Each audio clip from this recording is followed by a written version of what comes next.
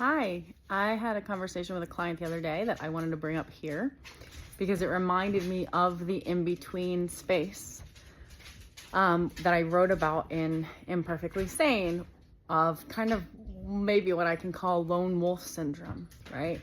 So there is an element of when you've been around enough people who are not a regulated pack for you, or you've experienced enough trauma, it is safer and saner to be a lone wolf. And honestly, you feel more connected that way because you never felt connected to the pack. So you are very willing to take the risk to have your own freedom and be the lone wolf. But being a lone wolf is not a sustainable survival strategy. Every lone wolf is seeking both territory and a new pack. So, excuse my dog. Speaking of lone wolves, guys, can you pull it together? This is so funny that they're doing this right now because they've been fighting. And I have had to do a bunch. Here, let's see these guys. Hey guys, can you chill? 2 male beagles. And they don't really fight, but they fight enough to, like, you know, it turns from excitement to aggression quite quickly. And I've had to be the alpha regulatory nervous system for these guys lately and do a lot of work to make that happen. Hey guys, you're done. Lay down. Lay down.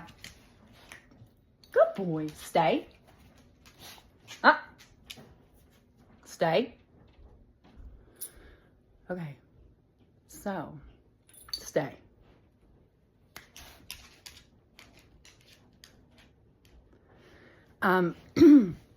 This is funny. I'm going to let this happen. This is just going to be an ironic thing of here, what I'm talking about here. So, at some point in your life, especially if you come from trauma, you will have gone through the lone wolf phase of being finally and foremost attuned to learning your own attunement. And you will probably use nature to learn that lesson and make that happen for yourself. Mother Nature is a mother, right? But when you are attuned, you will seek an attuned pack. The most effective survival strategy is co-regulation. And the irony is, when you are actually in co-regulation with a regulated system, the last thing you ever think about is survival, which is not true when you are co-regulating with a dysregulated system. You are constantly in survival mode. So being a lone wolf, although you will have the freedom finally from the pack that maybe like rejects you or whatever that thing is, it's not a survival strategy. It is a transitionary season of life in which the next phase is going to be finding the pack. And that can be very, very lonely and frustrating, because when you've been ostracized from a pack, or you've had, for whatever reason, that live your whole family's killed, right? You had to live the whole lone wolf experience. What that does to a nervous system is very, very detrimental, and trying to re-engage with a new pack is wildly scary, especially if you know how to be regulated in the presence of dysregulation, or regulated in the presence of no other person to regulate with. But the new task is to be regulated in the presence of regulated people or a regulated pack, and from that space of regulation, like really settling into the position that you have in that system, which will feel very different than when you were in a dysregulated system and everybody was vying for position. Hey boys! Beagle boys! Pause. This is so funny. Hey! Come here. Give me 5 minutes, okay? Thank you. So again, Sorry. This is what happens to me. Now I get my little dopamine fill. Anyway, so I'm not going to drive home the point again, obviously, but we're pack animals. To try to override that reality and think like, I'm just going to be a lone wolf. Here's the thing. You'll die a lone wolf, or you'll find a new pack. And it can feel self-righteous to be like, I'm going to die a lone wolf. It can also feel very isolating and very like, well, what is wrong with me that I like can't find my position or my place among the pack? But if you've been kind of, you know, say you're a chicken and you're constantly pecked at, or you're a goat. There was this one goat, actually, this one time that I met, that everyone in, it was like the most beautiful goat. It was a tricolored goat with one horn, and they had dehorned all of these goats. And it was the only tricolored goat, and all of the other goats would always like try to kill it. They would jab at it. So they all get dehorned. And ironically, that was the most passive and, to me, beautiful. And like blue eyes, and was a tricolored goat. It was totally rejected by its herd. But I was like, oh my God, there's the unicorn of like the, you know, the goats here.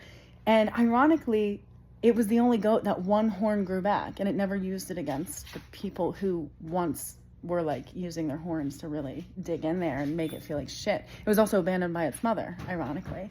So of course I'm attracted to that goat, right? So, Miles, what's going on, man? This is so funny. We're redoing the yard because obviously these dogs dig and dig and dig. So we're keeping him inside more. He's just like, he's a 10-month-old, but he's obviously going nuts right now. Anyway, it's not a good survival strategy to think that you are just going to be the lone wolf. And I know that when you're there and you're like, oh my God, I'm trying to find my pack, but I just like don't fit in. My nervous system like gets haywire the second I'm in the presence of anybody. I super get that. And again, nature will take its course if you allow it to be true and don't try to override it with consciousness that just tells yourself, oh, I'm just always going to be a lone wolf. Oh, you know, people are always going to reject me. Oh, this is the story, because it's been the story and I believe that story. Your nervous system has a very valid point in persisting upon that story. That's been its story. But in consciousness, we also have the opportunity to override the nervous system. And when you're I want you to understand, really, like, this was the biggest struggle that I had reorienting into like the human race, is that I struggled with being around healthy, regulated people. Like, what was my role there? When I grew up and I was always like the regulatory person energetically, I knew what my position was, and I knew what my role was. I knew what was expected of me. My identity was wrapped up in that kind of codependent, like, I know what to do here, so let me take it and do it. Being in a room full of people who didn't need any of that was very dysregulating to me. And then I could see, oh my God, this is where the real work starts, because I'm going to start causing problems just to solve them in people who literally have none, right? And obviously everybody has problems. That's not what I'm saying. But what I am saying is knowing when to approach another pack and to kind of, you know, if you're used to having to always raise the hair on the back of your head, approaching another pack with that surrendered, like, I'm gonna roll over here, and I'm letting you know that I'm here for you know, good intentions for all of us. That is the scariest thing in the world. But every wolf that ever renegotiated not being a lone wolf, that had the capacity to fight and kill other wolves, got on its back and showed its belly. And that was what created the cohesion for it no longer to be a lone wolf, which it would have died as if it didn't find a regulatory pack that would have accepted it. So lone wolf phase is only a transition phase. It does not last. You cannot survive the rest of your life, as much as your identity is wrapped up in that, which I super get, as a lone wolf. It's simply not a good survival strategy. It's not even about survival when I mean that. It's not a good interior landscape quality strategy of life. It's simply not. So if you're a lone wolf, I hope you find your pack, but I also, more importantly, hope that you understand that that's what nature is going to do anyway. So I hope that you just can surrender to that and let the hair on the back of your, you know, be smart, obviously, know who to approach and what territory to walk in and not. very important, right? But again, if you trust your inner animal, every wolf knows how to do that. So I just hope that you understand that you're really moving in the direction of, and maybe even after you find, I don't know, your own territory, creating a pack. And I hope that you just surrender to the reality of that, because that's what it is going to be. You're not going to be here as a lone wolf forever. And if your identity is wrapped up in that, I'd hope that you just undress yourself of that for a hot minute and realize, like, you can't fight nature. And the reality is, like, you're going to seek a pack, and that's normal and necessary. All right, bye.